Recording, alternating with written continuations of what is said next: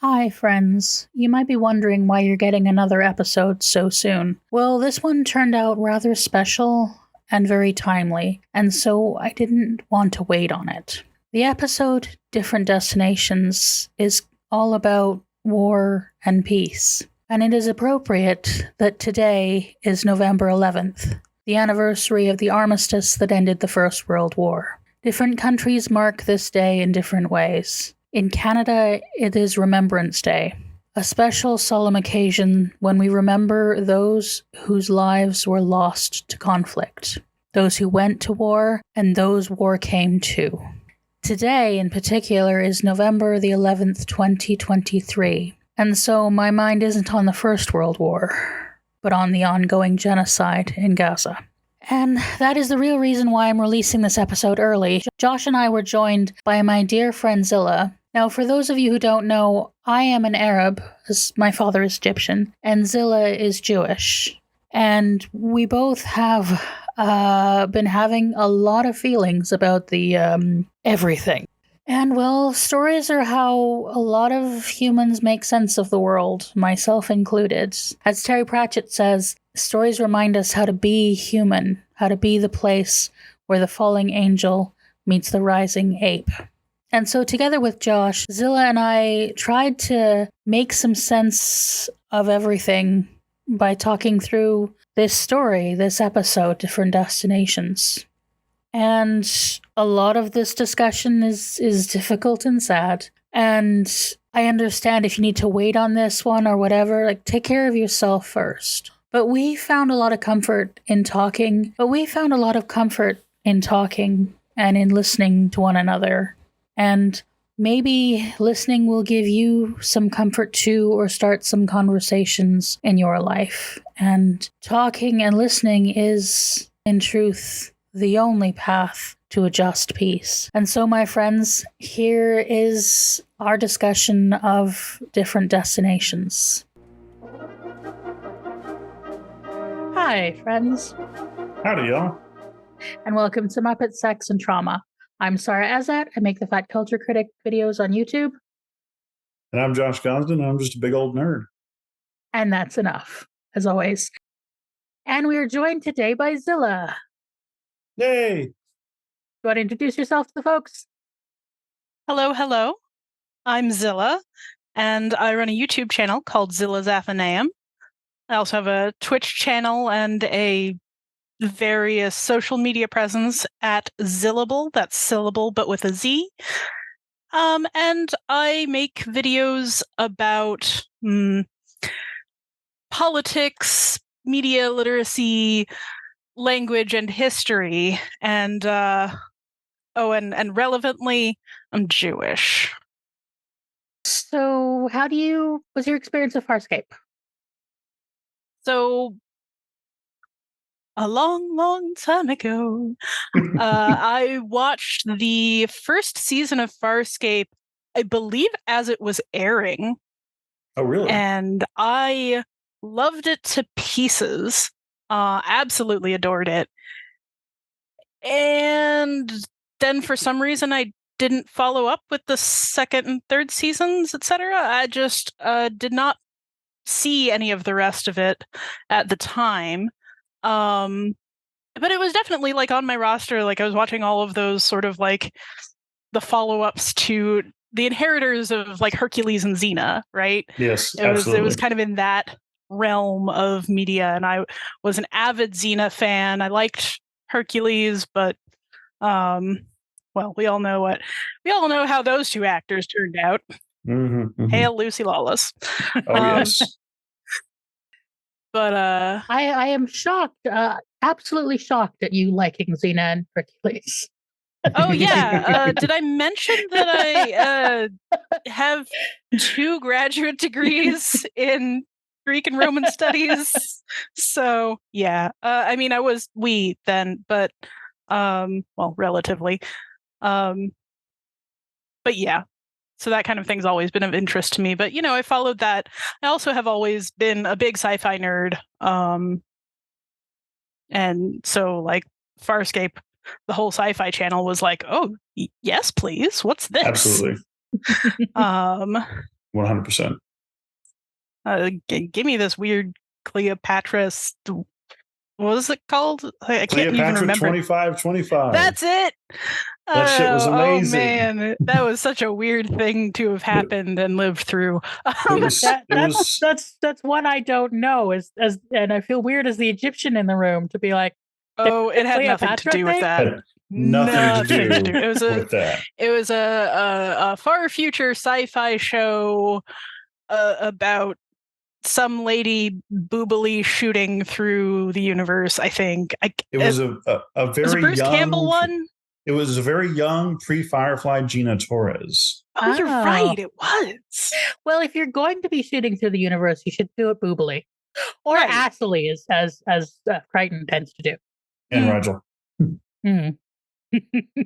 But yeah, like all those shows, like I watched bits and pieces of them. Most of them fell off the face of the planet after a season, or some cases half a season. And I remember like very little bits and pieces, but I do have fond memories of Farscape. And even though I did not quite know everything that was going on when I dumped into season 3, but you know, like that's where I land with Farscape is like a long beloved but kind of misty memory.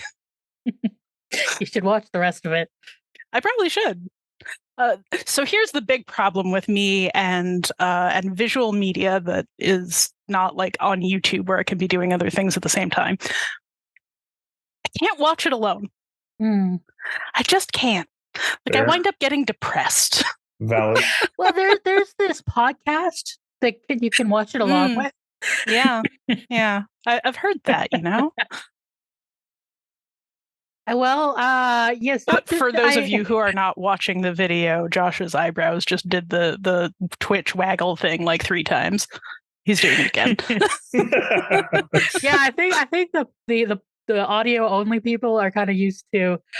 We're laughing at something odd that Josh is doing with his face or body.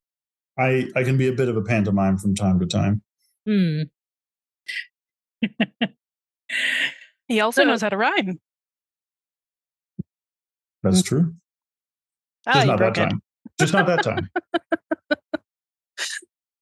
Is it time for a segue? I mean, I don't have one, but if you do. There we go.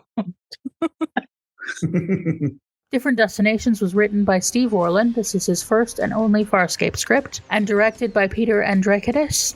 This is his first episode, but he will become a Farscape regular. Jon, Aaron, Dargo, Stark, and Jewel are visiting a peace memorial. It commemorates a siege that happened 500 years ago. The official story is that there was a group of nurses who were protected by one peacekeeper, Sub-Officer Dakin, who gave his life seeking peace with the Venic Horde. They then spared the lives of the nurses, creating a path to peace. The memorial creates a tear in space through which some fancy goggles one can see the moments from the surrender. It seems Dakin is a hero to Aaron. On Moya, Gianna and Rigel find each other in Zahn's quarters. They tell each other they are there looking for possessions to steal, but neither of them seems to actually want to do it. On the planet, Stark is thinking about Zahn and feeling sad. Jon thinks seeing the Peace Memorial will cheer him up. Stark is reluctant, but Jon ignores his protests and put the goggles on him anyway. The goggles and the space tear react with Stark's yellow light magic, and he starts screaming about death. And then there's some timey-wimey light stuff that happens, and suddenly the crew are actually back in time. They are 500 years in the past at the siege. And there's no time to process before fire arrows rain from the sky, one of which pierces Jewel's arm. She screams as Aaron breaks it off and pulls the arrow through before knocking Jewel unconscious. Then they are surrounded by the nurses and the garrison forces. Forces which are not commanded by Sub-Officer Deacon. He is there, but he's just a little guy and not the hero that Aaron expects. The crew tell the actual commanding officer that they are reinforcements. They take a moment to take stock and recognize that they need to get out of here without changing anything. No stepping on the proverbial butterflies. But then the Venics attack, and it's hard to participate in a battle without stepping on butterflies. The commanding officer is killed and some Venics are taken hostage, including, it seems, Grimes. the commander who was merciful in the original history. This could be a problem. A couple of the nurses are treating Jewel's arm. She is the worst patient, greedily slurping down the painkiller they give her, and then freaking out when she learns that it's kind of made from Velop urine. Dargo pulls her away before she goes full lady demanding to see the manager, and takes her to where Stark is trying to find the tear that they came through. When he does find it, Dargo pushes Jewel through, but the present she lands in is far different from the one they left. At least it is on the planet. On Moya, things are much the same, but they can track the changes on the planet. Back in the past, Stark struggles to communicate that he can tell they've changed things and that millions more have died than should have. They have screwed up, and they need to fix things, but they do not have a plan, and they aren't working together. Aaron has been talking to Daikon and learned that he's practically a kid and signed up as a cook. She really wants to find a way to end this without him having to sacrifice his life. On his own, John decides that returning Grimes to the Venix is the best solution, and so he dresses the general in a nurse's uniform and tries to smuggle him over the wall. But a nurse named Kelsa catches him and shoots Grimes, whose body falls over the wall, and John is captured as a traitor. The Venix then send a message that they are angered, not only by the death of the general, but the insult of dressing him in their women's clothes. He gives them the night to think, and says he will attack on the morning. That night, as he's chained up, John consults with Harvey, who says time is elastic, and if enough factors are right, events should play out fairly similar to the OG timeline, but he offers no help on how to make that happen. Elsewhere, Kelsa's young daughter approaches Dargo. She is scared of dying, scared of being forgotten. He gives her his knife to carve her name, Sandrina, into the wall, so in the very least her name will not be forgotten. Aaron has been talking with Daikon, and they've drawn up a surrender. She knows that he will die sending it, and so she tries to take his place, but he refuses, and so she must watch as his fate plays out. But even that does not fix the timeline, and now Aaron is done. And when the Venix attack, she demands Kelsa free John, and then she and him and Dargo stop worrying about any butterflies and just let loose with their pulse pistols. After the Venix retreat from this onslaught, Stark announces that the tear is back, and it leads to something like the original present. John promises Kelsa it will be okay. Just tell the Venix that the crew have gone, and they'll spare their lives. But as we return to the present, it seems he was wrong. Everything in the present is the same, except the monument that now records the massacre of the nurses, and a wall which bears Sandrina's name. So, thoughts? Yep. Zylla. Oh, so many. I mean, can we start off with Crichton learn some damn consent? Stop sticking the thing on the space magic guy. Yeah, I definitely had. We're going to talk about John's lack of consent. Lack of consent understandings. Yeah. Yeah, there's definitely a few moments this episode where John screws the pooch quite handily. Yeah. It's largely due to, like you said in the summary, Sara, it's largely due to the group's lack of communication, but John specifically, that things go from bad to worse for them all. In some very specific ways, I kind of don't blame him, because it's clear that he and Aaron have some very specific communication issues, and he is just tired of trying. Like, I get that. I do get it. It's not an excuse, but it is a reason. Yeah, it helps him explain where his character is and why.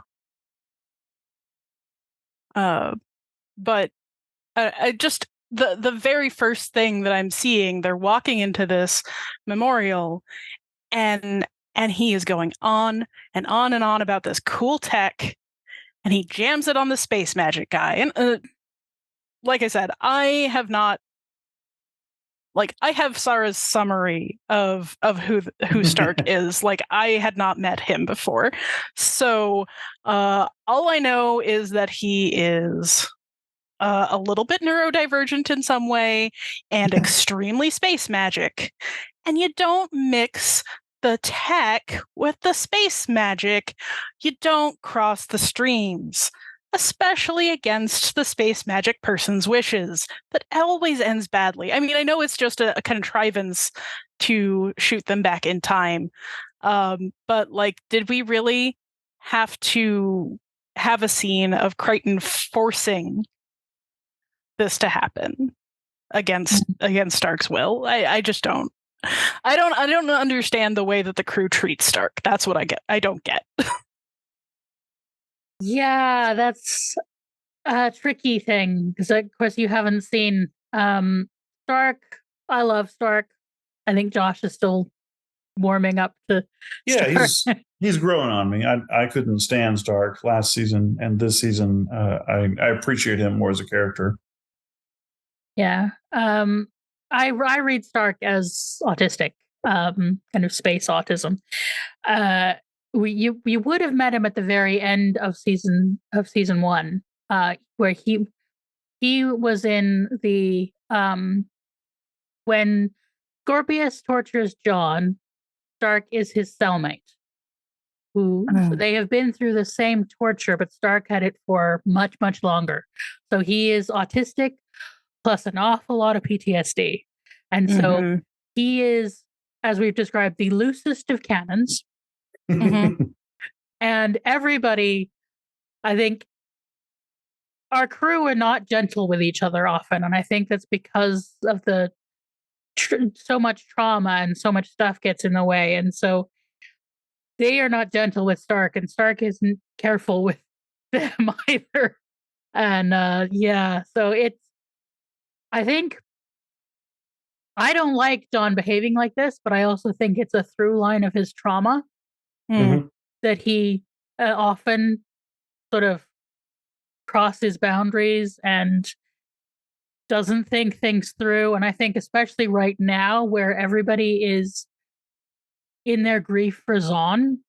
And I definitely did feel that grief for having lost Zahn, especially, I mean, like it was really prominent in the scenes on the ship, obviously. Like when what's their name? Rigel and Chiana are going through Zahn's room, and like, speaking of loose cannons. Yeah, no kidding. But like neither the greedy, power hungry weirdo and the impulse control in the negative range pair, neither of them can bear to actually steal anything from this dead person's room. And I thought that was actually pretty powerful. It was. That moment got me. But they also can't admit that they're in the room because they're trying to remember her. But it also was palpable among the rest of the crew, I thought. And like, having not seen the episodes with Zahn at all, the romance and the death, like I don't know any of that. I do kind of remember Zahn as a character, but I thought it was really striking how they went to a peace memorial, and all of them except for Jewel are they're so focused on death right now. They're so focused on death and averting death through the whole episode. Crichton is like really focused on, like, at the beginning, he's really focused on, hey, there's a cool new toy that has nothing to do with anything that's traumatic for me personally. It's all good and avoidant. Yeah. And then when he's in the middle of the shit,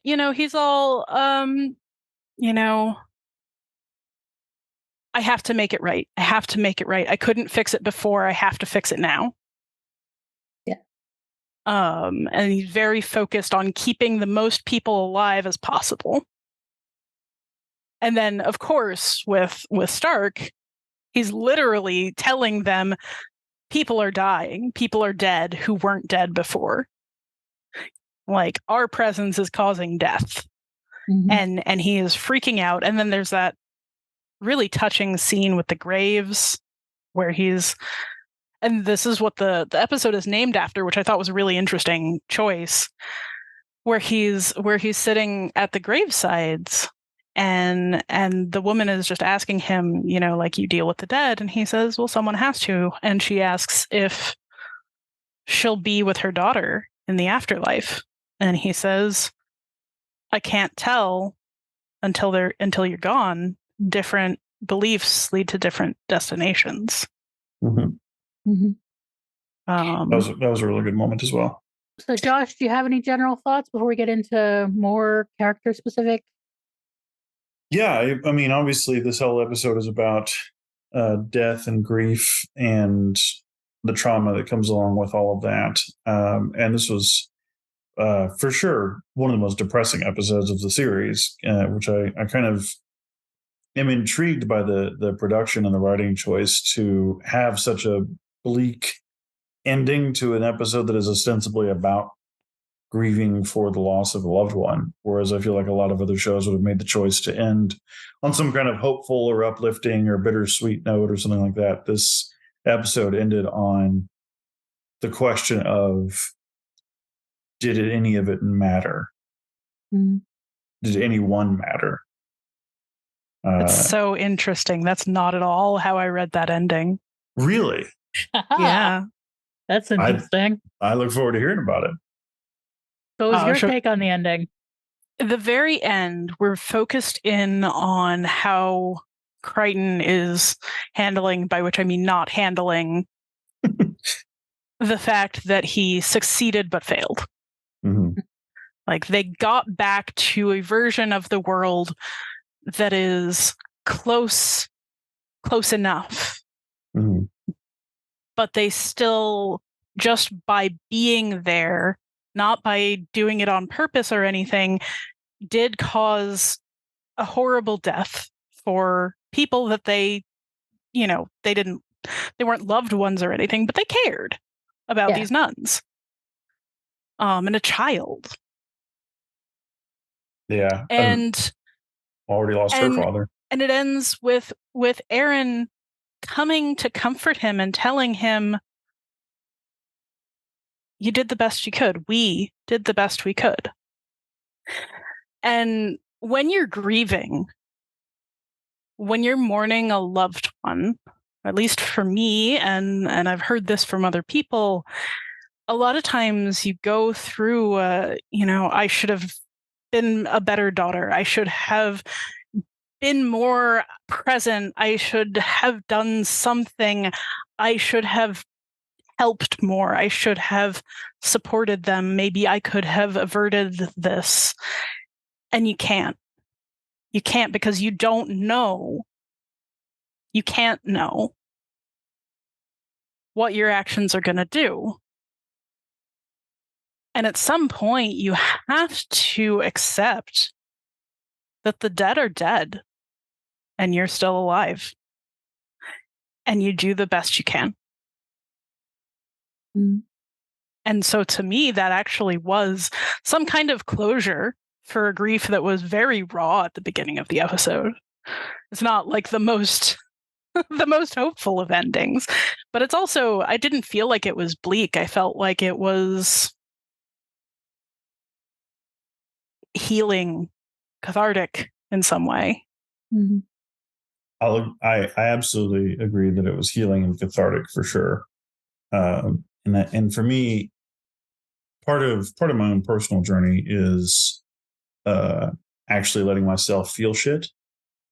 And so to have an episode that ends with, for John specifically, the beginning of him actually starting to grieve and him actually like exhaling that was extremely cathartic and extremely healing, for sure. I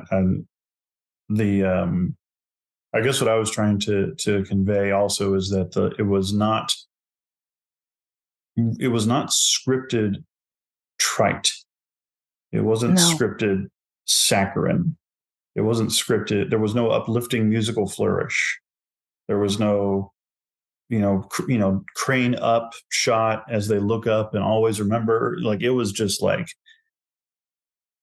full stop. Sometimes when people die, it's horrible. And that's what I meant when I said bleak. Mm. But I absolutely agree that the effect was very similar, just, in our two perspectives on the end.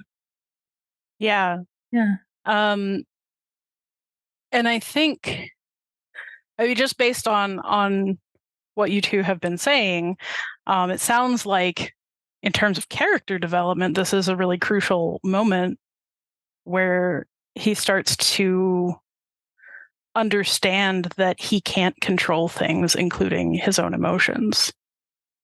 We can't fix things. And since the first episode where, he accidentally killed the love of his life, he has been trying to fix, change, or undo that emotional reality in various ways, and it's manifested in various ways for sure. So yeah, I absolutely agree. This is definitely a turning point for his character, and even Harvey called him out on that shit.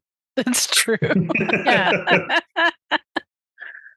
Like, Yeah. Harvey wearing the woody cowboy boots. That was pretty cute. That was Ben edition. So often we get Ben Browder doing just adding little things, and yeah, he added the Andy to the bottom of the boots. I was staring at those boots going like, does that literally say yes, it does. It literally says Absolutely Andy does. on the bottom of that cowboy boot. Oh my goodness. That's what you can do when you have an imaginary fiend. Mm-hmm. Imaginary frenemy. Like, mm-hmm. Yeah. He really is a friend in him. Oh my God. Wah, wah, wah. Yeah. No, yes, and I think the John admitting to himself through Harvey that he has been screwing up a lot, and he has. Like, in the last episode, part of what happened is he wanted to study wormholes, and he stopped, and Harvey held his feet to the fire at the end there, talking about how it's always the innocent and the gentlest souls was the word who pay the price for people's ambitions.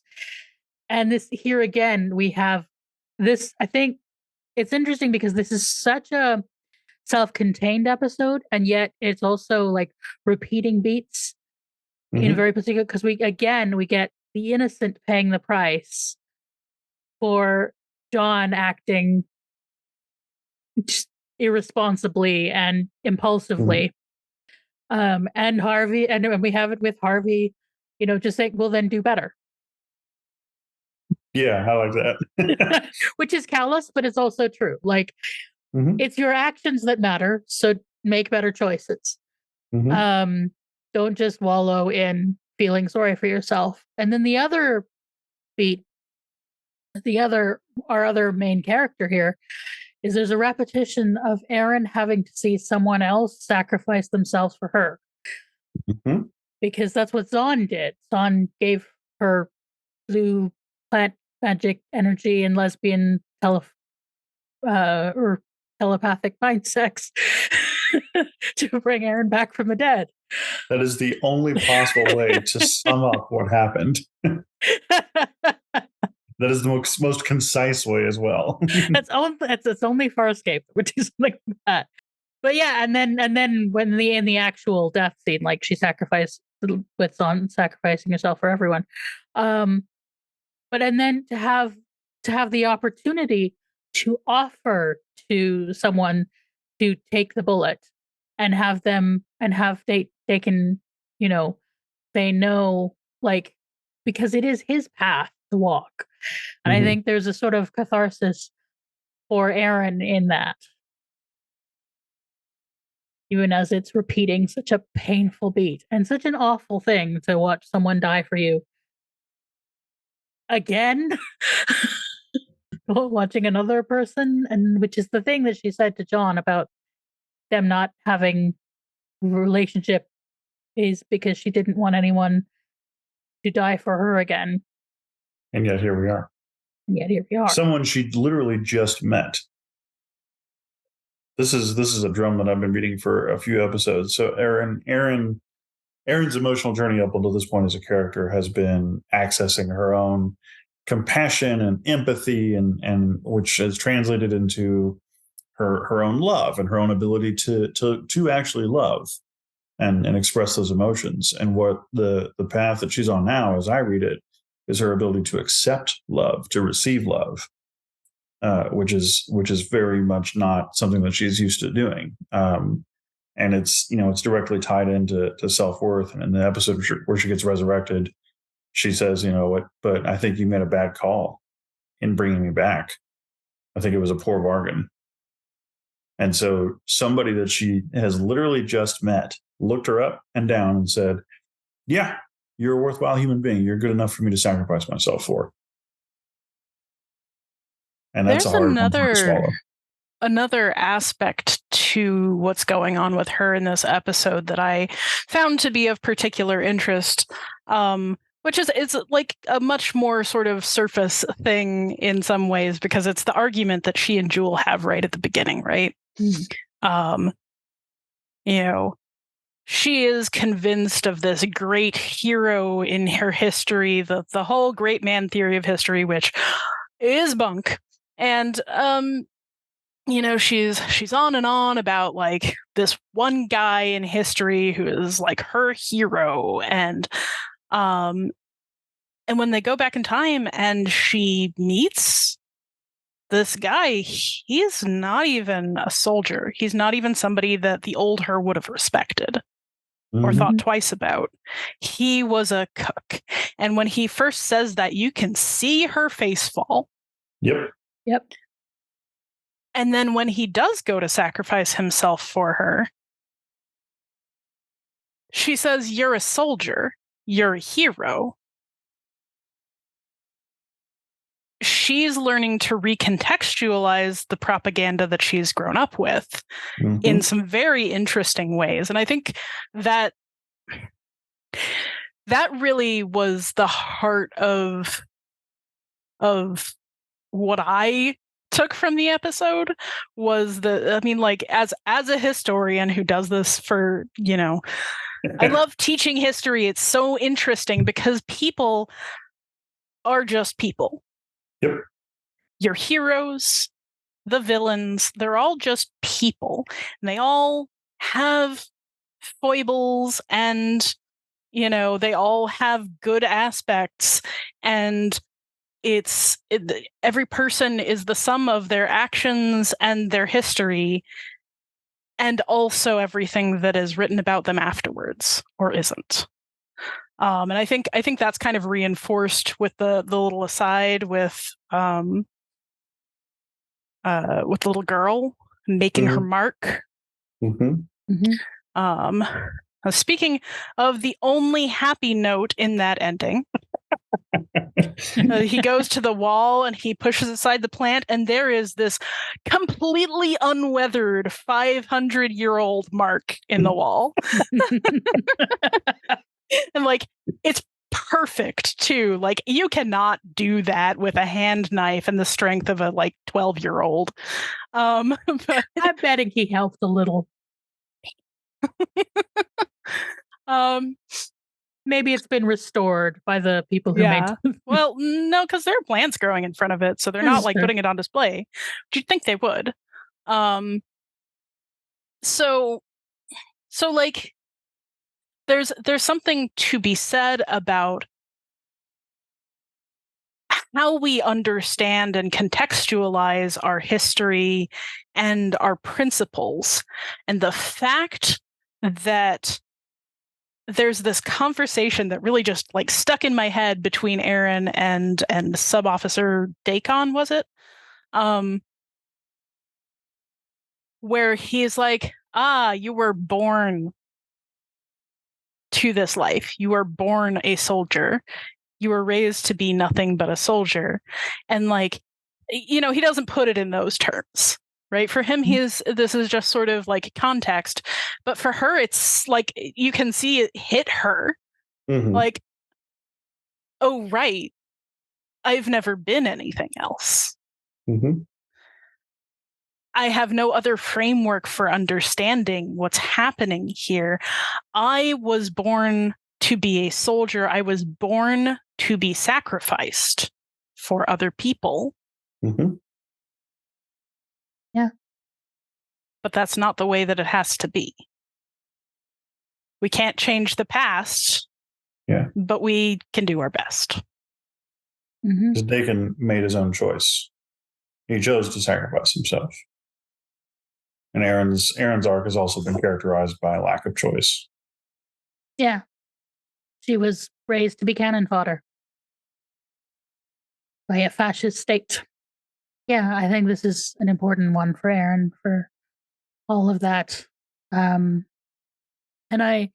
we get so much nonverbal work from Claudia Black too, I think. Mm. And that quiet scene with Dakin's body at the end. Yeah. Yeah. Where she gives him back the shiny ornament that she took off his chest. That symbol of independence, of personality. Mm-hmm. It was interesting also hearing the nurses describe Sabatian peacekeepers 500 years before Aaron's time, because it definitely made them. They were not feared, not the way that the nurses were describing them. They were regarded heroically, it seemed, and so this was either a pre-fascist dictatorship Sabatian peacekeeper, or it was excellent PR work by the Sabatian peacekeepers. It's one of those things that like you were saying, Zylla, one of those things that when it comes to how do we contextualize history, when does something go wrong? When does something turn terrible? And it didn't even occur to me that it might have not been a fascist period in Sabatian history, because to me, the way that they were talking about the peacekeepers read as, like I put it in the context of the Roman Empire, right? Mm-hmm. It read to me as the people of Judea talking about Nero and the soldiers of Rome. Yeah. To a large percentage of the population that didn't have to live directly under him, Nero was revered. When you think about Nero's reputation, even down the ages, and you try and accept that into your view of him, that's actually kind of difficult. Mm-hmm.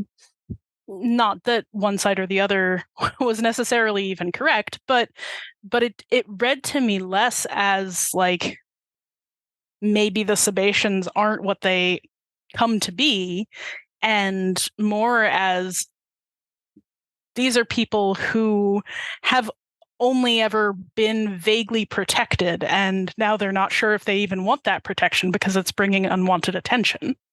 Yeah. Yeah. I think when you are the favored people, the people who do the fascist regime, it doesn't feel like a fascist regime. Or it doesn't like it. Yeah. The people of Italy didn't, the ones who were favored by Mussolini didn't necessarily they thought that fascism was great. Or like he made the trains run on time. Well, that was actually somebody trying to get the word out that things were wrong. That there's the story of the trains running on time. They were trying to indicate that something was wrong while not really being able to communicate, and to be like, well, everything is terrible, but he made the trains run on time. It's a dark joke, but it's remembered as it's like this episode. Things get remembered differently than they were because it was meant to be this something is wrong here indication, but it and a dark joke, but it become memorized that as if the fascists made the trains on time, which they didn't. It was not good at making trains run on time because fascists aren't actually good at things. Or another like perspective I was thinking about, because we know that Farscape is all ACAB and that peacekeepers are cops and fascists. As if there's much of a difference. I just repeated myself. But to the Blue Lives Matter people with those stupid flags, they think that the cops are good guys who protect them, and it's because they have never been on the other side of things, and they would be shocked, absolutely shocked, if they found themselves on the other side of things.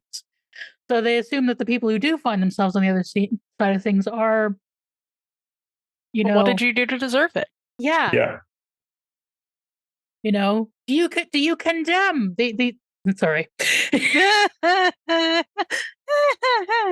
Oh, I'm very tired. But like when you are when the fascists are protecting you from the horde, which they tell you are a horde, then maybe you do see the fascists as good people. Or if not as good people, then as necessary. Yeah. Acceptable. And that's, sorry to bring it to the real world, but I feel like I kind of have to. Like, for those of you who don't know, there has been a huge upsurge in the last month of both anti-Semitism and Islamophobia, and both have resulted in a lot of deaths at this point.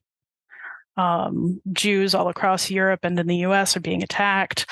There was a little boy, was he Palestinian? I can't even remember now because there are too many stories. Yeah, he was. There was a little Palestinian boy who was shot.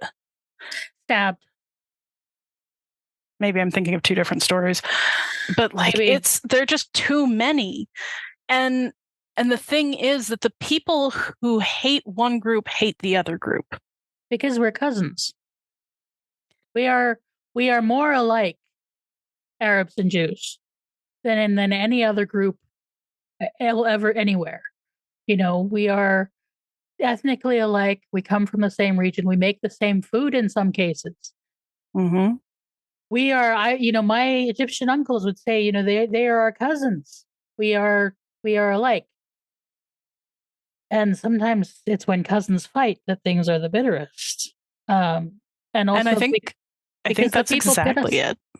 Yeah, and the people pit us against each other. They want us to. Well, yeah, the Christian Zionists are the absolute worst. They really are. But I wanted to bring this around to just say, like, there are a lot of Jewish people out there right now who are buying into the Islamophobia because they are seeing so much violence against their community that they're like, it's people taking sides. And I'm sure the same thing is happening among Arab communities right now.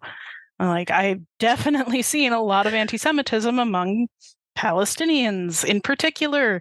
And I understand so deeply. I really do. But it's really like, we are cousins. And we are both under threat. We are. And then there are a lot of people who think they are defending Arabs by being anti-Semitic. And think that they are defending Jews by being Islamophobic. And you're not. You're not. Yeah. Just stop being so goddamn white and listen for a minute. Tell them so. Yes. Yeah, because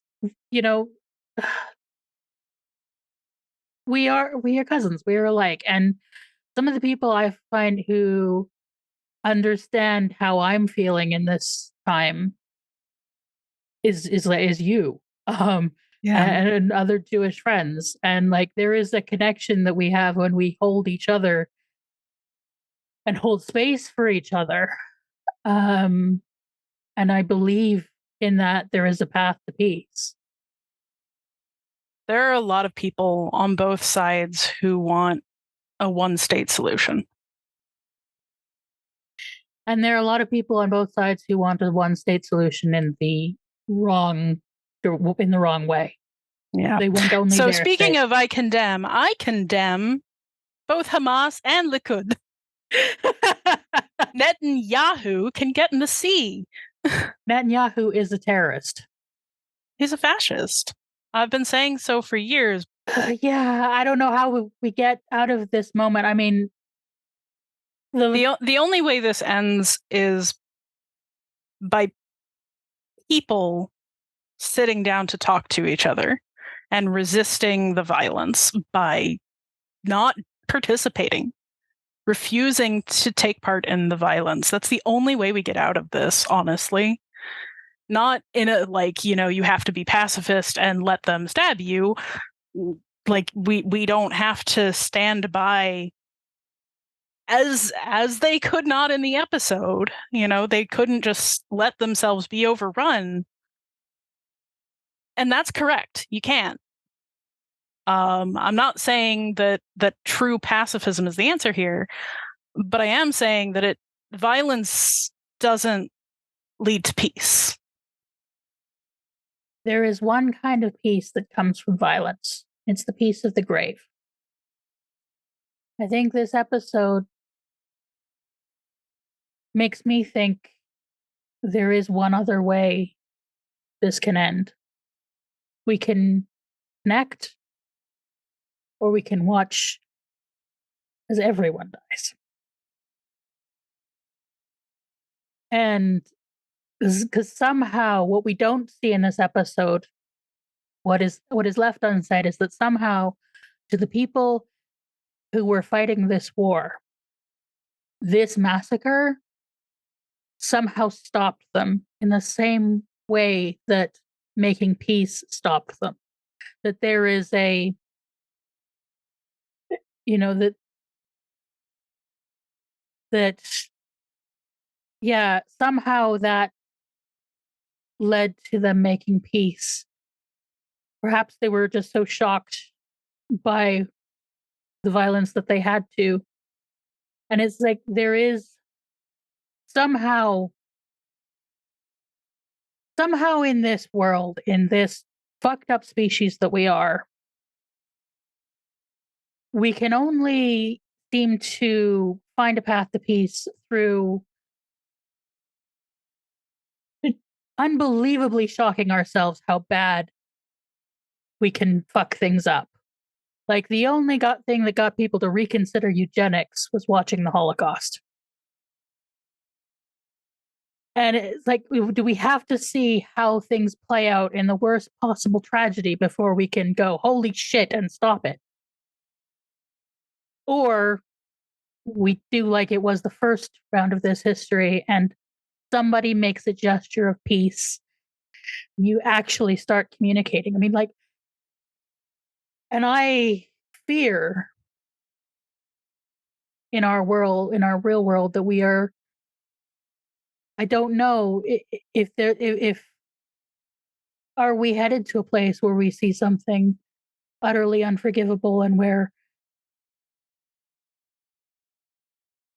you know, where we find the peace of the grave. And that is not a just peace. That is not a place for justice. And like, I don't know. I don't know how we stop it from going there now. And I want to.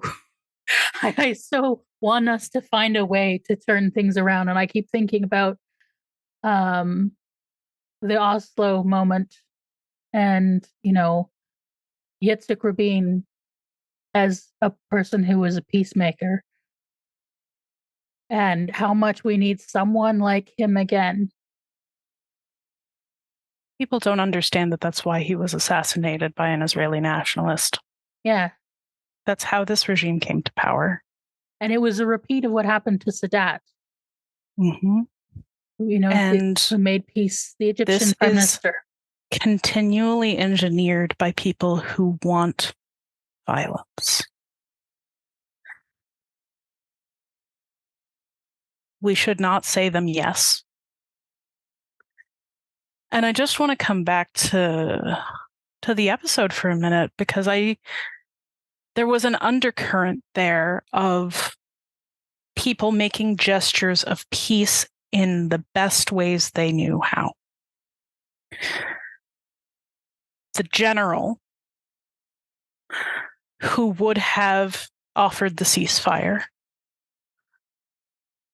trying to smuggle him out, being stopped by an act of violence. The response still indicating a wish for peace, even with the threat of violence. The return message that got the sub-officer killed. And in that very final scene, the last massacre, the second in command, trying to push back the violence of his own people. And if you remember, the reason why they wanted this monastery: Water, life. They were dying. If people had just distributed resources equitably, nobody would have had to die. If people had just communicated, because this is the thing, our people aren't communicating and they're making everything worse because they're not communicating. And the two groups are not communicating. They're seeing each other as animals and as incapable of communication, and just, they aren't trying to just say, look, we need the water. Look, we are nurses who want to heal people. Like, these people should not be fighting each other, but they are, because they're not communicating.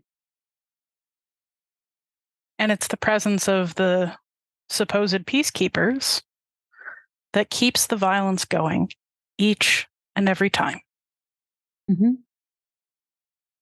And Dakin is, as he's trapped by his circumstances. He's not a peacekeeper in the way that the peacekeepers have been, but he's in the position of a peacekeeper. And I was thinking about, you were talking about how people are just people. And I think people are just people, and also people are in circumstances.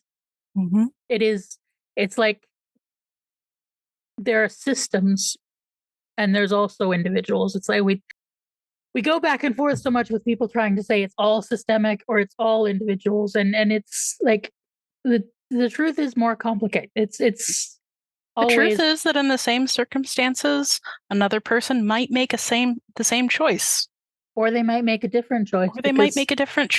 And it is both. Yeah. You won't know unless you're in those circumstances. And one thing I keep thinking about in the last few days, as the violence in the diaspora keeps escalating,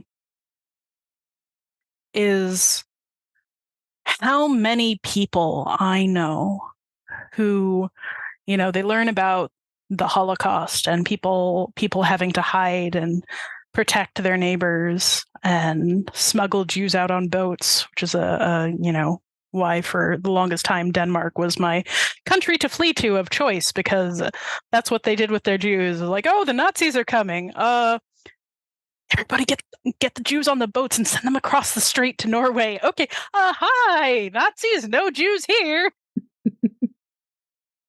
Like, everybody thinks that they wouldn't be like that.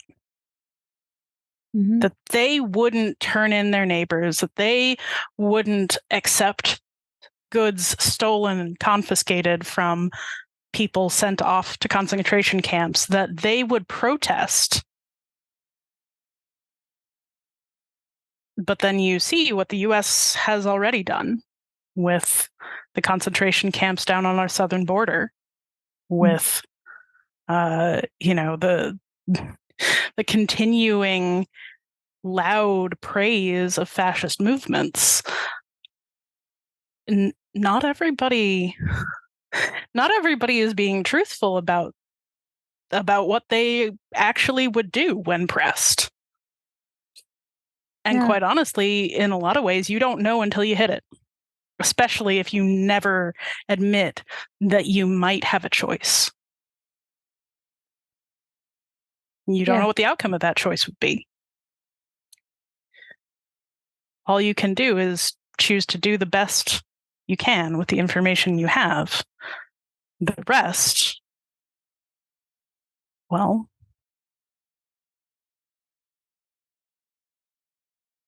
Yeah. So in the first place, validate everything that the both of you guys are saying, and I'm very pleased and delighted that you joined us, Zylla. I really appreciate your thoughts. In the second place, I live in Texas. It's rough here right now. Has been for a while. And one of the influences on this episode that jumped out to me as a Texan who grew up with our kind of like mythos was the Battle of the Alamo. They did mention it. It was writ large on this episode in reference and in structure for sure. And the Home on the Range medley that Harvey was harmonicking is ironically actually not a Texas song. It was written by somebody from Kansas, but it is heavily associated with Manifest Destiny and the American West and the films of John Ford, and all those kinds of that Western archetype, dusty trails and spurs, and linked definitely for sure with a lot of those concepts are kind of the mythos of Texas. And so the Battle of the Alamo in Texas was in a large way the penultimate encounter between the forces that would eventually become the independent nation of Texas and the Mexican army. It was a sound victory for the Mexican army. Thousands of Mexican troops versus a couple of hundred of Texan soldiers holed up in a mission called the Alamo. And it became a rallying cry for Texan victory and expelling the rest of the Mexican soldiers from Texas and establishing Texas as an independent nation for all of 10 years before we got bought and absorbed into the United States. But one of the interesting parts about that is while it became a rallying cry for a military victory, and this is part of what I picked up on as a theme for this episode of it, a question of how do we remember things and people. In this episode, this Alamo was a rallying cry for peace. This overwhelming force assaulting and defeating a much smaller but contained force through siege turned into a pathway to peace, not a pathway to victory or military conquest or military expulsion. Because there's definitely a teaching in the Texas history courses that I grew up with that the Alamo was heroic, and the subsequent Battle of San Jacinto was the final victory for the good guys against the Mexican forces, who at the time in 1836 probably thought that they were repelling an invasion. That white settlers establishing towns and missions and saying, no, this is our land now, was tantamount to an incursion into their territory.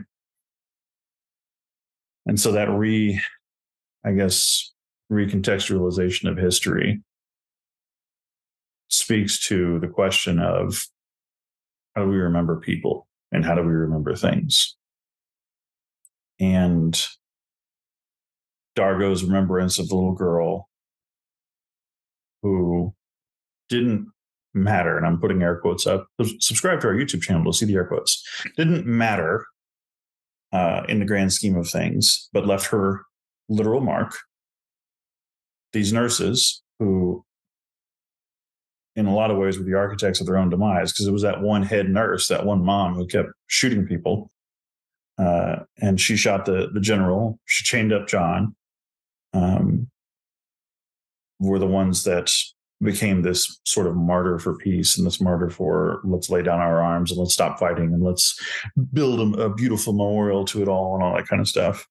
And so one of the last questions that John and Aaron are asking each other is, did any of it matter?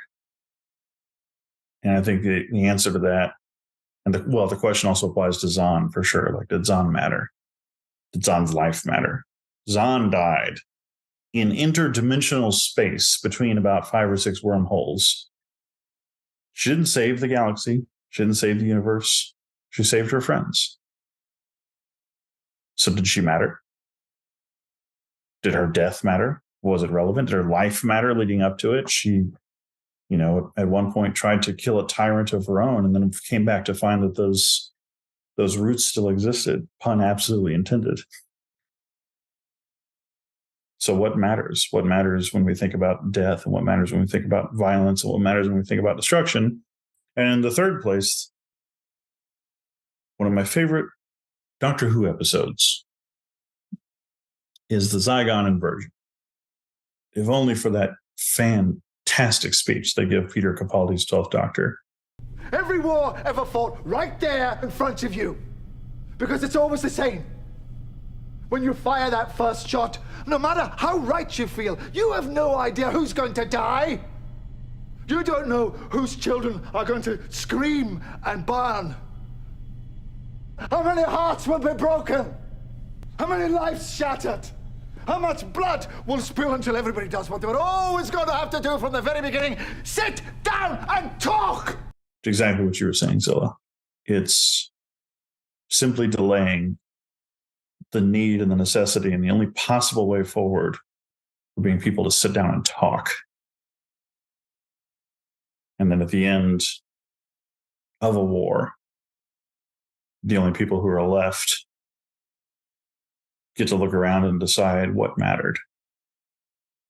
They get to look around and they get to decide the choices that they made, how proud they are of how many people they killed, and how proud they are of how many children they killed. I'll tell you what, every single person matters. It doesn't matter how small. Mm-hmm. We all get what everybody gets, a life. I'll tell you something else funny. I actually grew up in Texas. Hey. I did notice your Denton shirt. I think everyone matters, especially to the people who love them. Mm-hmm. It doesn't matter that nobody else has seen that mark, because Dargo has, and because Dargo remembers her. I was thinking a lot about the kids in Gaza with that kid, because how could I not, with watching them write their names on their bodies? And it's the same sort of thing. Like they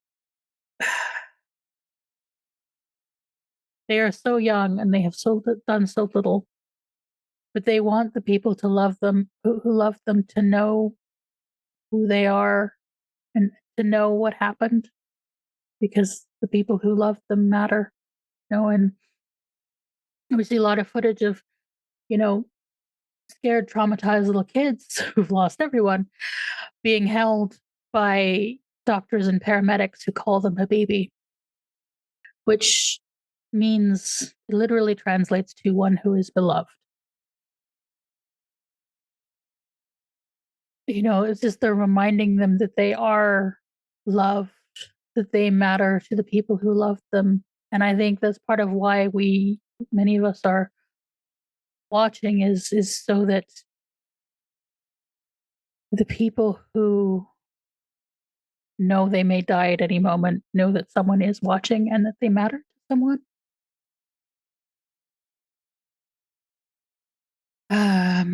And it also, she's also, being Canadian, is making me think of the bodies that were found a couple years ago that are continuing to be found of the children in the residential schools who we don't even know many of their names.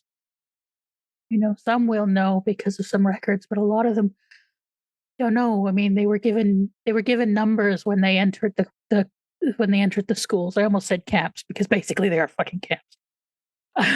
And they were known and listed by their numbers, and so their names are lost. And yet, like, the saying about them is every child matters.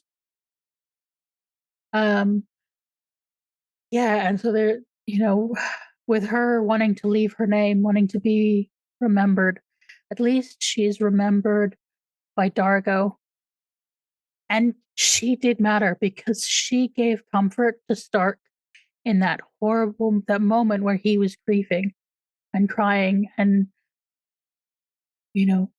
she comforted him.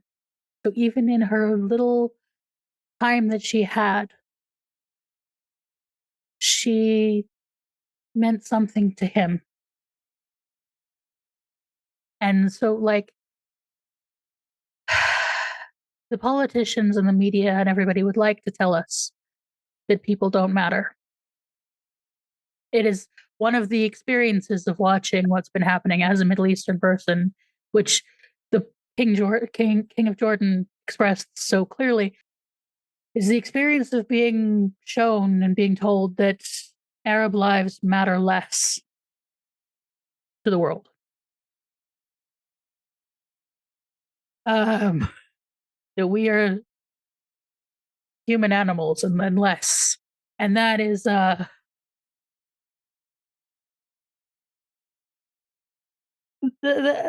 is very difficult. That is, I don't have words for that. But to remind us that everybody does matter, that everybody is important, that everybody has the capacity to hug someone in pain, or the capacity to, go on TV and demand that you account for people because they have the same race as you. It's just a choice. But, like, yeah, I don't know what I'm saying exactly, but, like, I think there is an affirmation, I think, in Sandrine and in her name written on the wall and in the way that they will remember her, that, even where her tiny life does matter, everybody's life does matter, because either all humans are animals or none of us are. So this is an exciting discussion. There's a reason I put the warning at the front. Yeah.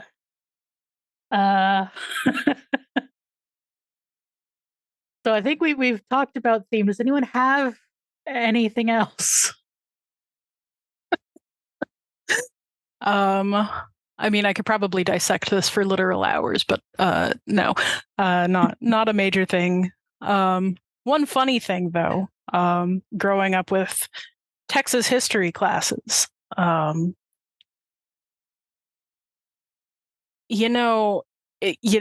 tell you, remember the Alamo, and if you ever go see it, it is nothing. Quite small. It's nothing. And you were talking, Josh, about the Republic of Texas. And I had, in middle school, for some reason, I had 3 full semesters of Texas history. Uh-huh. Sounds about right. And if you think more than a week was spent on the indigenous folks who were here before the white people, no. But what I find really interesting from my perspective now is that it took me until I was living in the Northeast and chatting with somebody in, like, college or maybe grad school, and they mentioned offhand about that time that Texas begged to be allowed to join the Union. And I just went, oh, that makes so much more sense than what they taught me, which was that the Union begged Texas to join. History is at least partially about the authors. Not necessarily the winners, but the people whose words are remembered. Witnesses. And when we talk about history, we can't just ignore the filters that it comes to us through. We can't just accept the idea that things have always been the way that the historians wrote it down, because that is never true. There is no such thing as an unbiased historian. The best historians are the ones who tell you what their biases are. And when Erin is looking at all of this information at the beginning of the episode, and she's like, oh, and the hero, and da da da da da, she's, I mean, I'm being much more effusive than Erin could ever possibly. And Jewel is like, that's propaganda, right? And Erin cannot handle that idea. But Jewel is right. I mean, she's a spoiled brat about it, but she's right. That's the worst part. When a spoiled brat is right. Yeah. Jewel is quite a piece of work. Yeah, and I think it's not just historians, but also journalists. Yeah, it's it's whoever's words survive. Working with ancient history and dealing with both textual and material culture, it can be very interesting to run up against those assumptions that people have made for 100, 200 years and nobody bothered to question. Or a space where you find out, oh, this was introduced into what we consider correct because of a social moray 50 years ago. And before that, nobody talks about it because there's no evidence for it. I happen to be a Sappho scholar. Like that's my jam. And like one of the things that you will hear so frequently as you start learning about Sappho, as you start reading the secondary sources, is this idea that, oh, Sappho wasn't really a lesbian. Like she wasn't really somebody who loved women. Well, she really was a lesbian. She lived on the island. Right. But she wasn't really a woman who loved women. She was just she was just a schoolmistress who was being poetical, or she was actually a madam and she was practicing love techniques with her whores, or just the weirdest nonsense out of the middle of nowhere. Like there's no evidence for any of it. And when you look back, it all starts with public condemnation in mostly Victorian times, like right around then, of women who love women. They start to rehabilitate Sappho. They come up with excuses, and then it gets taken as fact. And then it gets uncritically repeated 100 years later, Oh, those Victorians. There's this one guy, Williamson, but I can't just blame him. I would like to. But also, we can't 100% know she was, because she didn't have the vocabulary we have now. We just have to... Right. Like we can totally see that there was romantic entanglement between her and other women. Can we call her a lesbian? No. Well, yes, because the island. But can we call her exclusive to loving women? Absolutely not. The evidence points to her having had a daughter, which they didn't exactly have artificial insemination. So very likely she had a husband at some point. Yeah, well, heterosexuality wasn't invented until the Victorians. So, which isn't to say people didn't love people of the opposite gender. It's just they didn't we didn't have that social construct. Like, the thing is that there is no objective. There is none. If there is objective truth, no human is able to see it. That's the nature of existing in this world. We cannot take ourselves out of it and be neutral observers. So all we can do is be aware of our biases and try our best. Which is kind of come back to where the episode is trying to tell us, just try our best. And I think do better. Be more thoughtful. Communicate. And let yourself grieve. Yes. Yes. It's okay to grieve, and not just for a person. It's okay to grieve for a place or an object that you miss. It's okay to miss a time in your life. It's okay to grieve when you lose the ability to do something. Mm-hmm.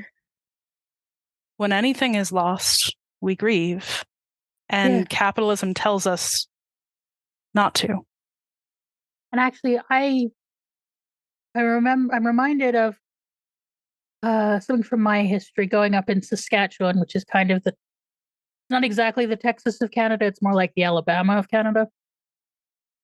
It is a deeply segregated society. And anyway, I remember this political science history the first time I went to university, when we were talking about Canada and the history with Indigenous people. And the prof taking us through the reality, not the propaganda, not the bullshit we've been taught. And the thing is, like, you could not grow up in Saskatchewan and not be aware of that, like, on some level, because, like, this was the time when cops used to take Indigenous men out of the city and take their clothes and tell them to walk home in the night in winter. And, like, also the time when, like, it was impossible not to be aware. And yet, on the same time, you're sort of weren't aware. And it was this moment of, like, when we talked about it and when everyone started talking about what they had seen, there was this experience of us experiencing the death of the imagined Canada for us, of the, this, where we realized that this place and this country was not what we'd been told it was. We were all in our early 20s, and it was the 90s, it was just early 2000s. So this was before 9/11 even. So, like, there was this innocence, even though we had lived all our lives, inches from the deep, deep, deep injustices going on, that we had still sort of had this, certainly I had this image of Canada the good. And I remember the collective grief and the way the prof sat with us in this moment of collective grief for that Canada. And I think I've been seeing a lot of people having that collective grief for the imagined America in this moment.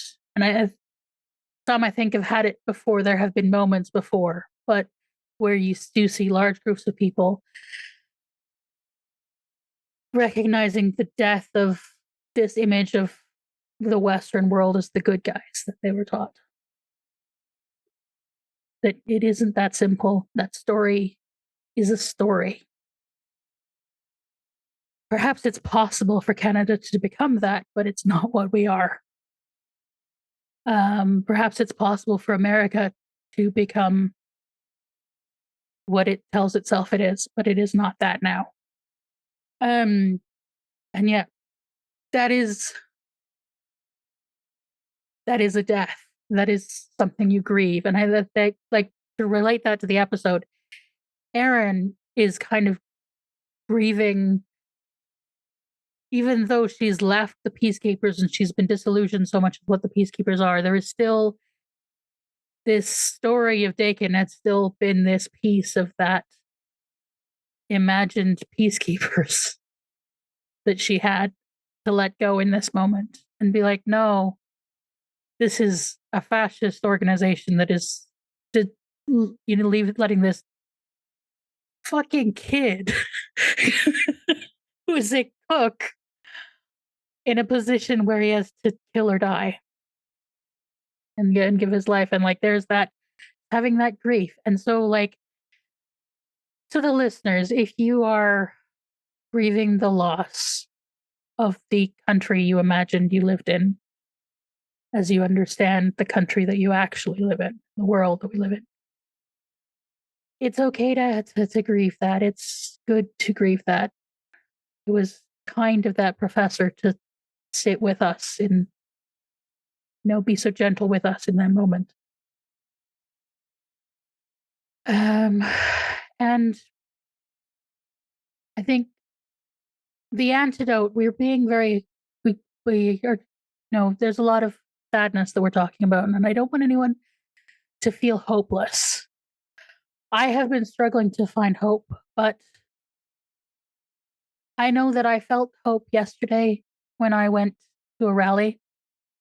It was well organized and it was good, and I did not see any anti-Semitism, which is good. Please don't go to those rallies, but don't bring any of that and interrupt if you see anyone bringing that.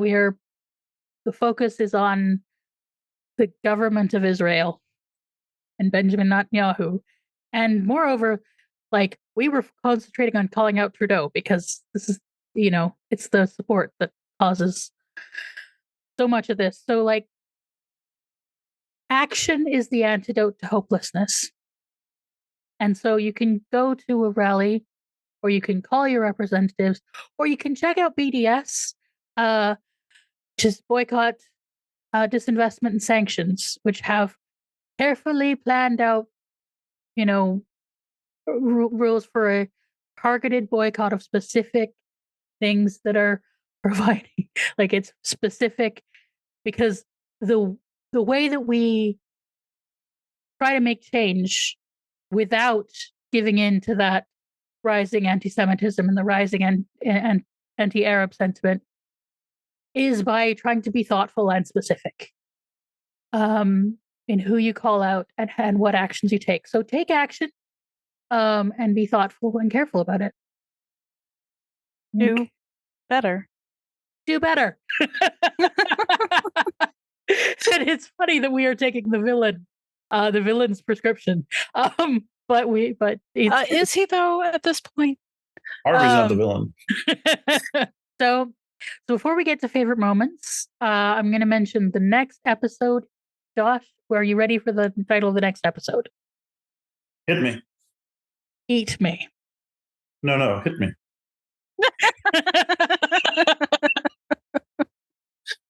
It would be appropriate to get into the who's on first, but no, the title is Eat Me. It is likely we're going to be joined by our friend Adnan. If everything works out. So that will be the next episode in 2 weeks. And now, what is your favorite moment? Zylla, please take the floor. So there's this moment that's in the background of a scene. We're not focused on these two characters. I think we're focused in the foreground on Crichton. But in the background of that scene, with no words being spoken, Erin is prepping the message or something, and Dakin is standing with her. And Dakin, we've had him tell us about himself, and he says that he likes to think about food. And he offers her a little bowl of food, and she takes it and she eats it. And of such moments, a life is made. Yeah. I think for me, it would have to be Dargo finding little girl's name on the wall.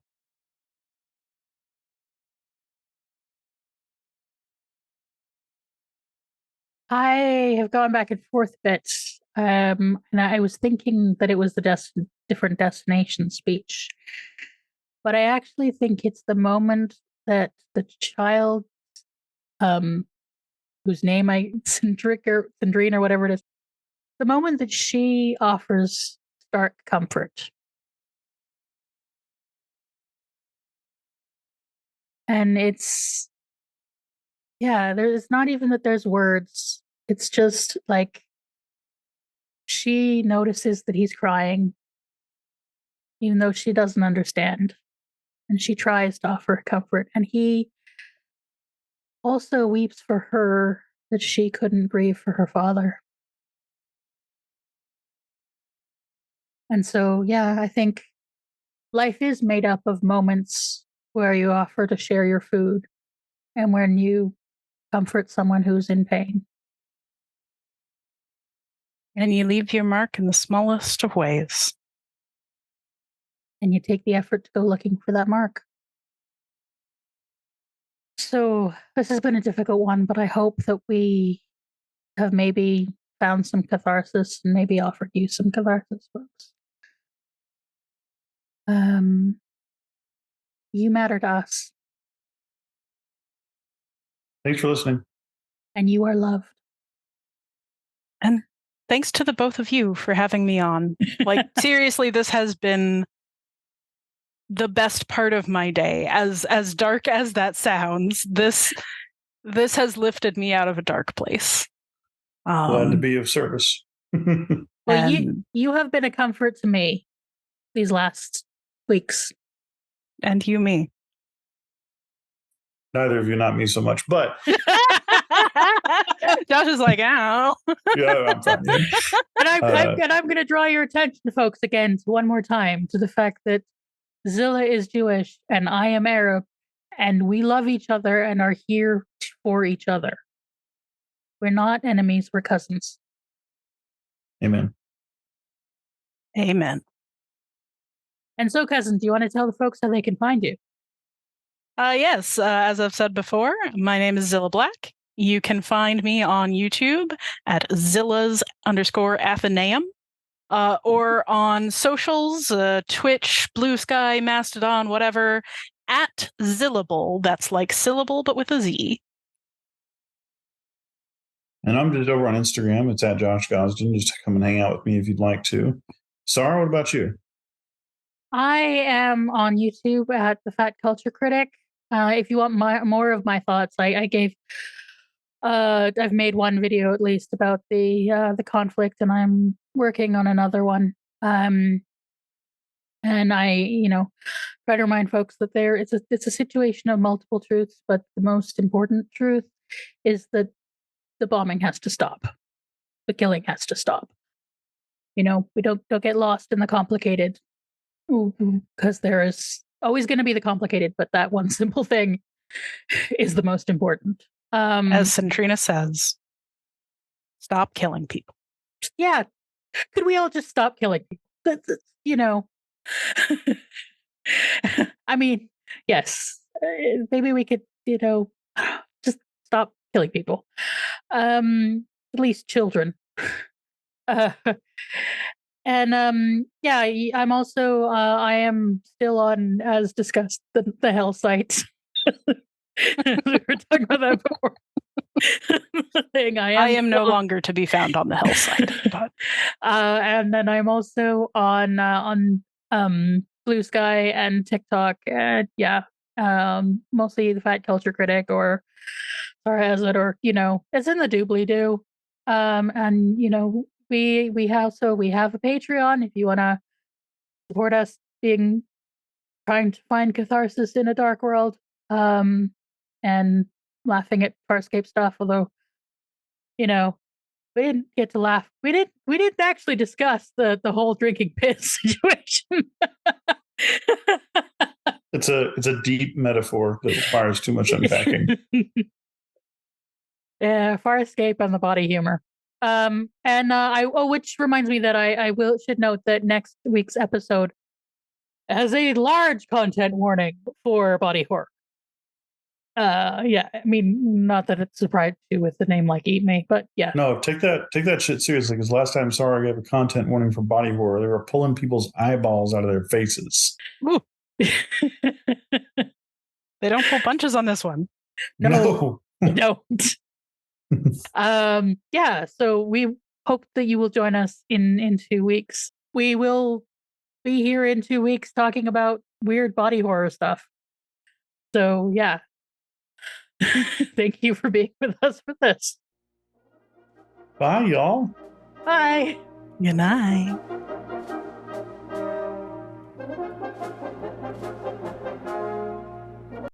The thing that prevented us from having Trump a second term was not in place. And God knows how that cat comment is going to age, given it's coming up 2024. Oh, geez. Don't put that shit out there. Jeez. Yeah, I will cut that out. I'm going to keep most of this in, but I think I will